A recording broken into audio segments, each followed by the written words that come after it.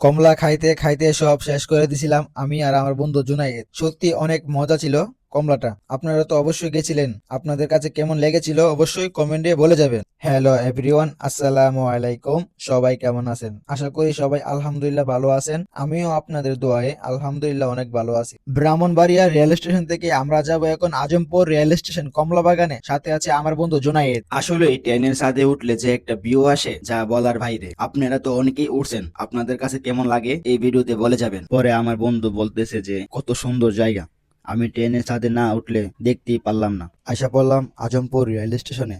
অনেক সুন্দর একটি জায়গা আজমপুরে। তারপরে আমরা দুজনে একটা রিক্সা নিয়ে নিলাম কমলা বাগানের উদ্দেশ্যে। রাস্তার মধ্যে ছোট্ট একটি রেস্টুরেন্ট, মূলত এখানে একটি উঁচা জায়গা। পরে রিক্সার ড্রাইভার আমরা দুজনকে বলে নামতে, পরে আমি নামি না, পরে হে নামছে, নাইমা ঠেলতে ঠেলতে উপরে নিয়ে যাইতেছে। পরে আমি বসে আছি আর হাসতে হাসতে শেষ হয়ে যাইতেছি আমি। এখন আমরা দুইজনে 40 টাকা দিয়ে কমলা বাগানের ভিতরে ঢুকলাম। ঢোকার পরে মাথার মধ্যে একটা আইডিয়া আসলো যে এত কমলা ধরছে গাছে, এত কমলা কিভাবে আমার পেটের ভিতরে নিব, ওই চিন্তা আমি করি। আজকের এই ব্লগটা আপনাদের কাছে কেমন লেগেছিল অবশ্যই কমেন্টে বলে যাবে। আপনাদেরকে অনেক অনেক ধন্যবাদ যারা আমাদের এই ভিডিওটি শেষ পর্যন্ত দেখছেন। ভালো লাগলে অবশ্যই লাইক শেয়ার করবেন, কমেন্টে বলে যাবেন আজকের এই ব্লগটা আপনাদের কাছে কেমন লেগেছিল। আপনারা যারা এখন আমার পেজটা ফলো দেন নাই, তাড়াতাড়ি পেজটা ফলো দিয়ে দেন। সবাই ভালো থাকবেন, আসসালামু আলাইকুম।